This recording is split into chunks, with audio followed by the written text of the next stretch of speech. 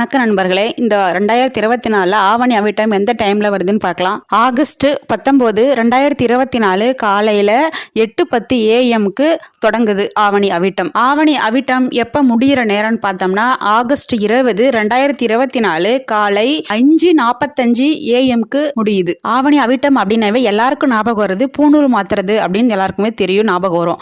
அது மட்டும் இல்லைங்க, எல்லா சாமிகளுக்கும் திருவிழா மாசம் வரும்.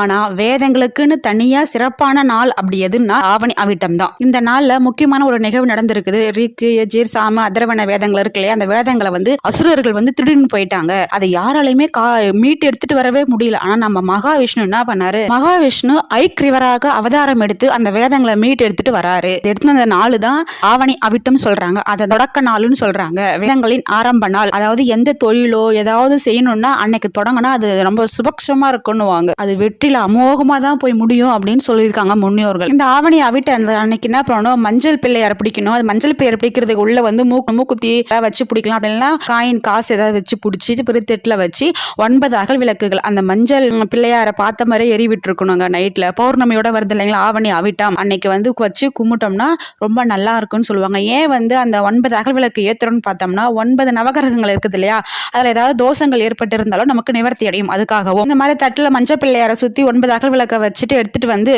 நிலவு பௌர்ணமி நைட்ல வருது இல்லையா, அந்த நைட்ல என்ன பண்ணணும், பௌர்ணமிக்கு ஆராதனை செஞ்சு பூஜை பண்ணோம்னா நமக்கு நல்லா எல்லா செல்வங்களும் கூடி சேர்ந்து வரும்னு சொல்லுவாங்க. ஒரு தங்கம் வாங்கணும், ஒரு பிள்ளைய படிக்க வைக்கணும், ஒரு தொழில் தொடங்கணும், ஏதோ ஒண்ணு அன்னைக்கு ஆரம்பிச்சீங்கன்னா நல்லா இருக்கும். அன்னைக்கு அந்த ஆவணி அவிட்டம் திதி பௌர்ணமி இதெல்லாம் வர்றதால அன்னைக்கு இந்த பிரபஞ்சத்துல நேர்மறை ஆற்றல் நிறைய இருக்கும். நமக்கு நேர்மறை ஆற்றல் நிறைய கிடைக்கும். அதுக்காக தான் கும்பிடுறது. இந்த பரிகாரம் செய்யும் போது நடக்குமோ நடக்காதா கஷ்டத்தோட எல்லாம் பண்ண தேவையில்ல. ரொம்ப சந்தோஷமா கண்டிப்பா நடக்கும்ன்ற நம்பிக்கையோட பண்ணுங்க. உங்களுடைய துன்பங்கள் நீங்கி வாழ்க்கையில இன்புற்று வாழ வழிவகுப்பார் கடவுள். நன்றி.